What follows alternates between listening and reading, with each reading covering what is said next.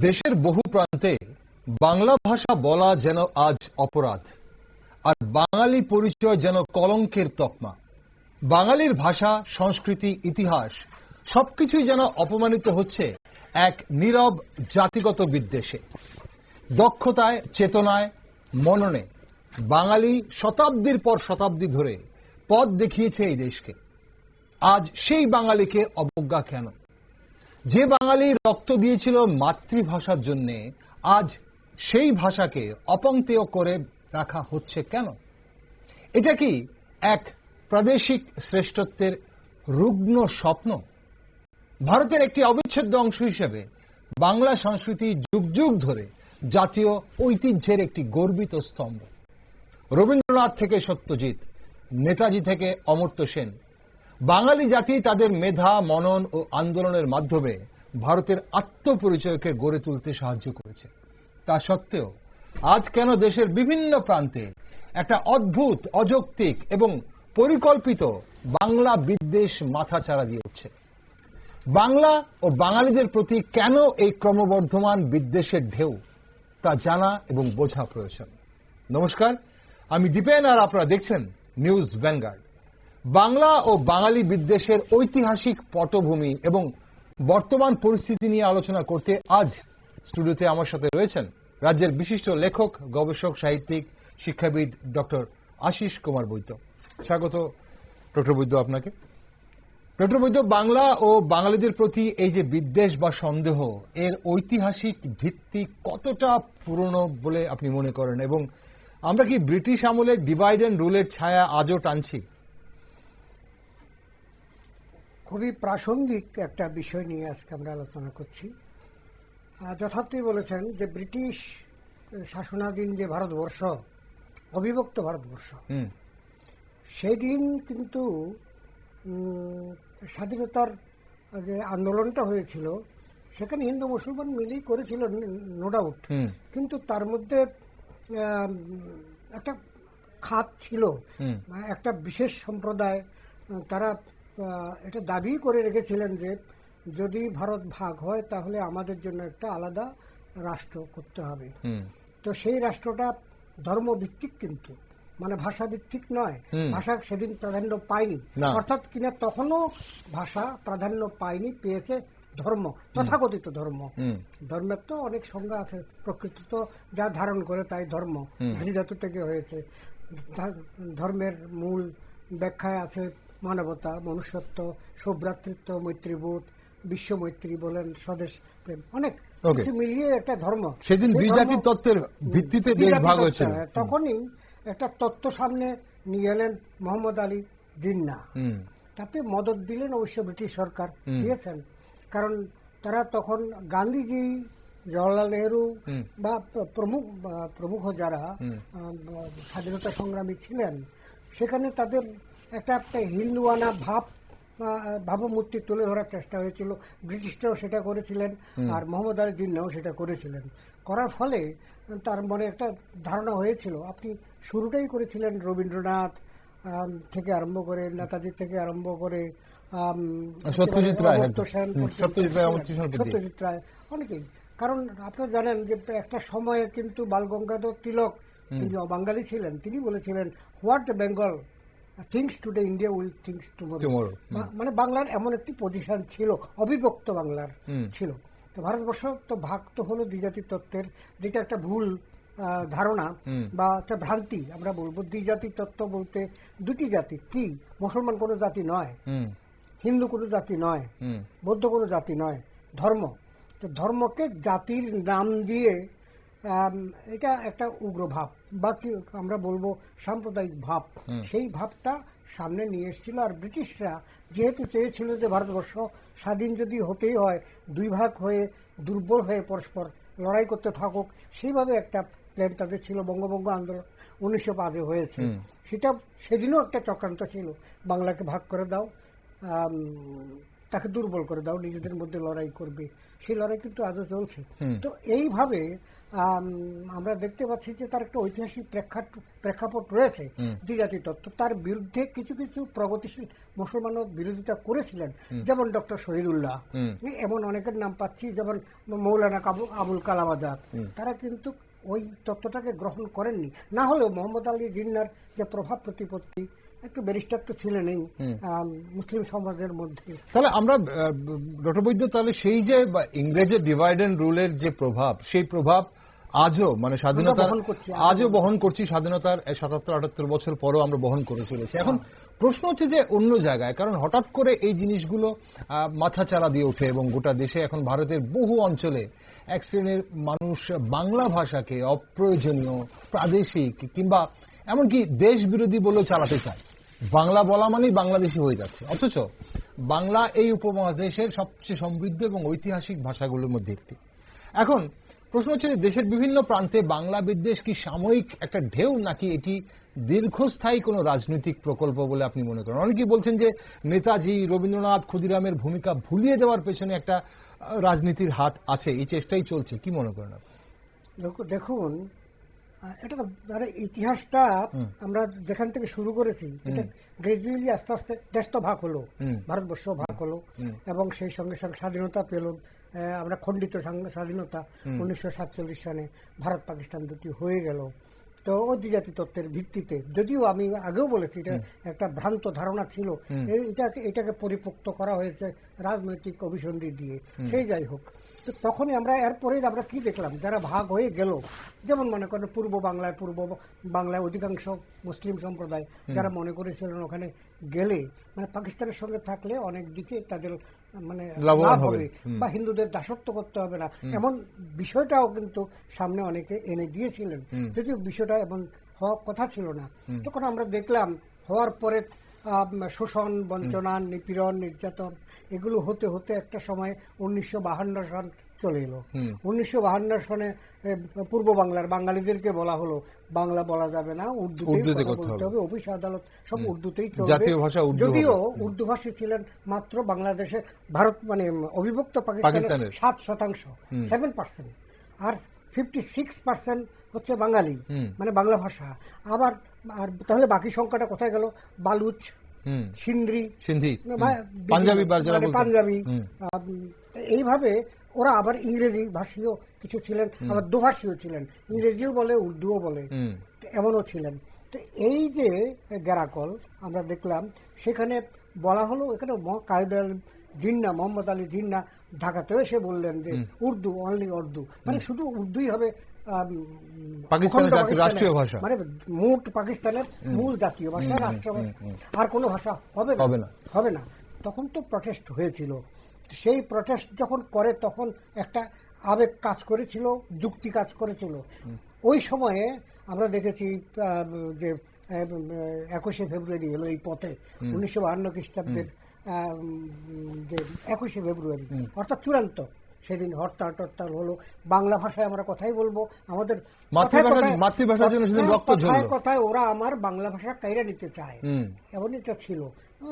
শেখ মুজিবুর রহমান থেকে আরম্ভ করে সবাই তখন কিন্তু একটা ইউনিটি আমরা দেখতে পেয়েছি যে বাংলা ভাষার সপক্ষে প্রাণ দিতে প্রস্তুত, এবং দিয়েছিল না। 21শে ফেব্রুয়ারিতে সেখানে রফিক, সালাম, বরকত, জব্বর, সবিউর রহমান, তত 5 জন শহীদের নাম তো পাচ্ছি। তো সেই বাংলা ভূমি, বঙ্গভূমি, পরবর্তীকালে আমরা দেখলাম যে অনেকগুলো দাবি, 6 দফা ইত্যাদি ইত্যাদি, শোষণ বঞ্চনার প্রেক্ষিতে 11 দফা, এগুলো করতে করতে 1971 চলে এলো। 1971 আমরা দেখলাম পাকিস্তান বর্বরোচিত ভাবে 25শে মার্চ, 26শে মার্চ মানে গণহত্যা, প্রায় 30 লক্ষ মানুষকে নৃশংসভাবে হত্যা করলো। 2 লক্ষ মাবুন, তাতে মুসলমানও ছিলেন, হিন্দুও ছিলেন, বৌদ্ধ, খ্রিস্টান মানে কম ছিলেন বলেই মনে হয়, কারণ সংখ্যা তত্ত্বে তাদের নাম পাওয়া যাচ্ছে না তেমন ভাবে। বেছে বেছে হিন্দু, মুসলিম বলতে যারা বাংলা ভাষার পক্ষে আন্দোলন করছে। তো সেদিন আমরা দেখলাম 2 লক্ষ মাবুনের ইজ্জত নষ্ট হলো, সম্ভ্রম নষ্ট হলো, হ্যাঁ, অনেকে পাগল হয়ে গেল, অনেকে আত্মহত্যা করলো।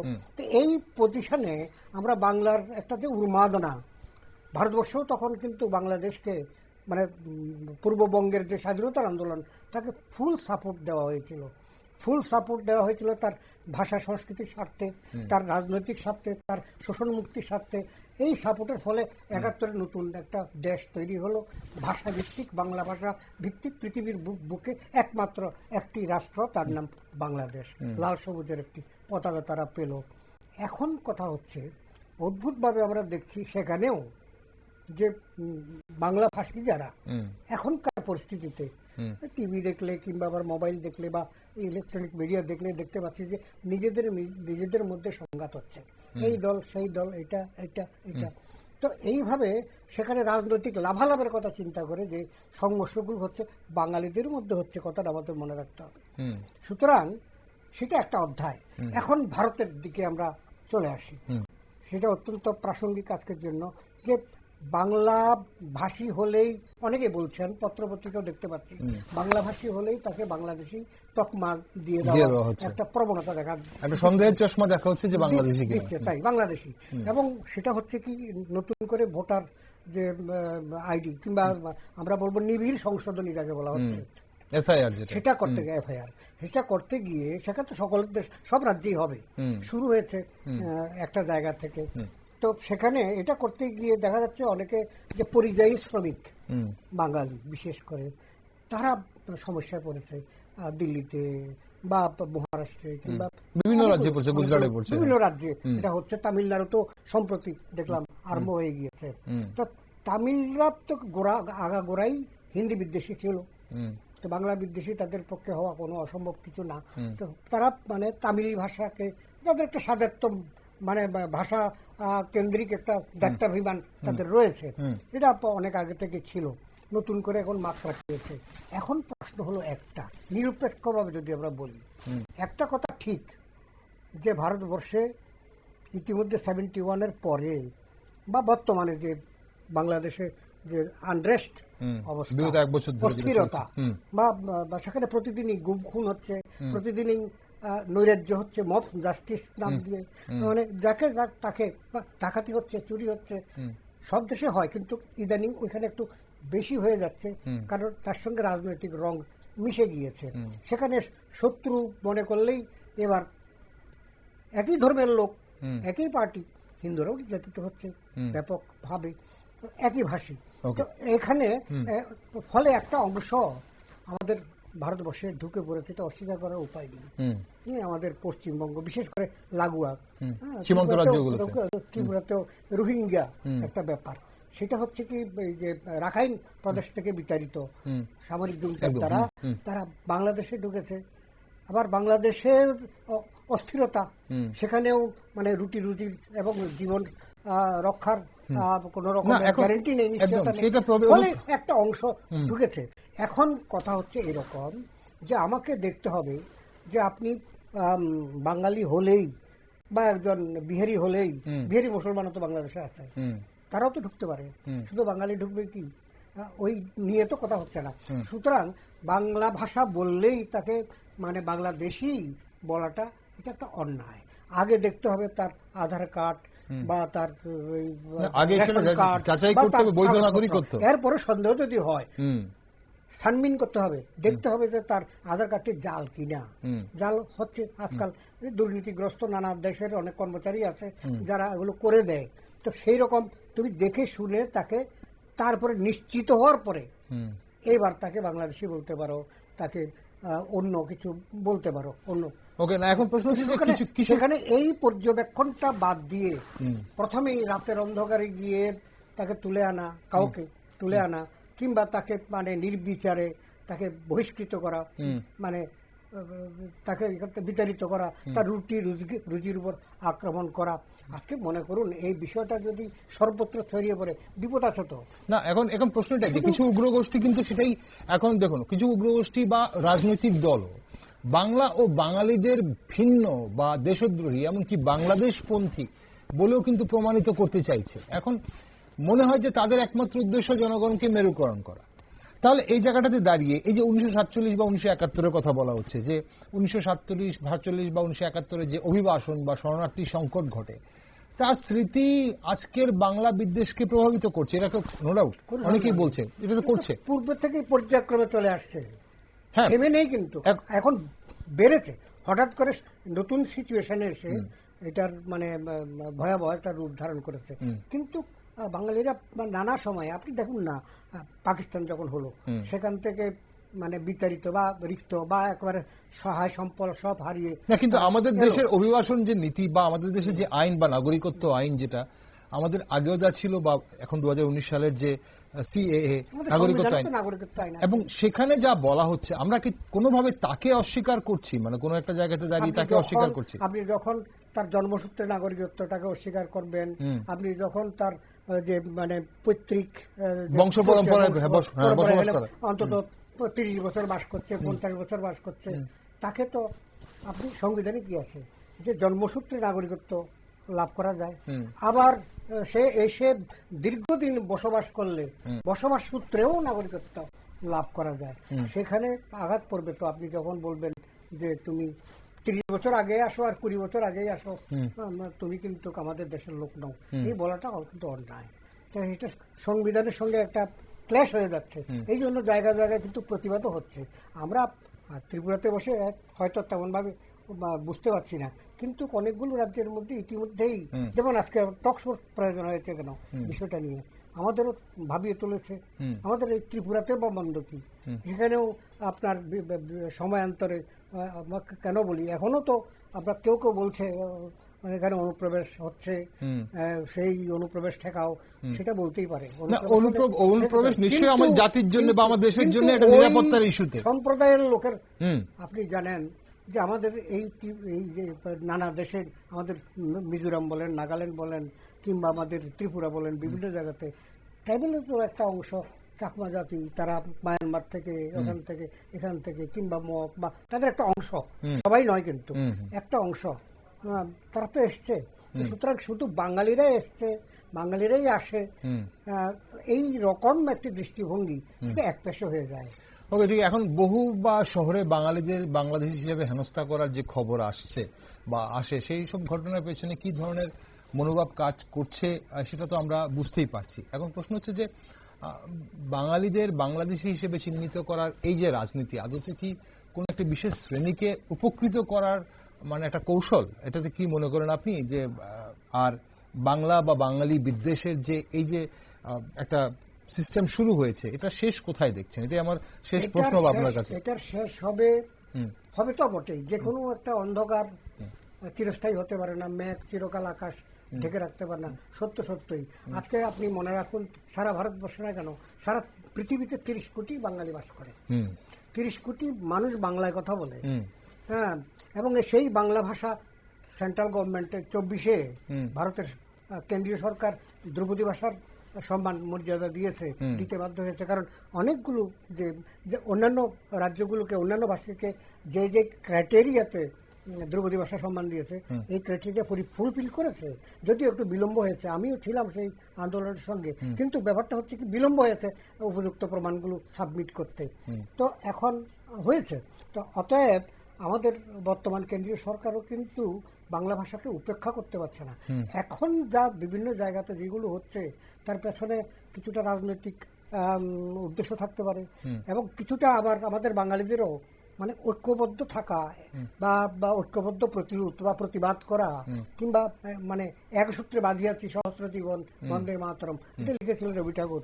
সেই এক সূত্রে বাঁধিয়াছি সহস্র জীবন, এক কার্যে সপিয়াছি সহস্রটি মন, এই যে ব্যাপারটা এখন আমাদের মধ্যেও না, এখানে অনুষ্ঠানের সময় ফুরিয়ে গেছে ডক্টর বৈদ্য, অনুষ্ঠানের সময় ফুরিয়ে যাচ্ছে। মানে একটা শেষ প্রশ্ন, যে এই বিদ্বেষের বা বাংলা বা বাঙালি বিদ্বেষের শেষ কোথায় দেখছেন? মানে এটা কি মনে করছেন, কিভাবে শেষ হবে? এটা শেষ হবে, আপনাকে মানে সত্যিকারের পৃথিবীতে কেউ কাউকে কিছু দেয় না, আপনাকে লড়াই নিতে হয়। আপনি জন্ম থেকেই লড়াই করছেন, জন্মক্ষণ থেকে কিন্তু লড়াই করে করে এই জায়গাতে আজকে বসেছেন। কেউ এমনিতে দেয় না। আজকে নারী সমাজ বলেন, যে কোনো সমাজ যা আজকে যে সমুন্নতি ঘটিয়েছে, তারা সবকিছু লড়াই করে। বাঙালি জাতিকে লড়াই করতে হবে। সেই লড়াই তার সাংস্কৃতিক শক্তির মাধ্যমে,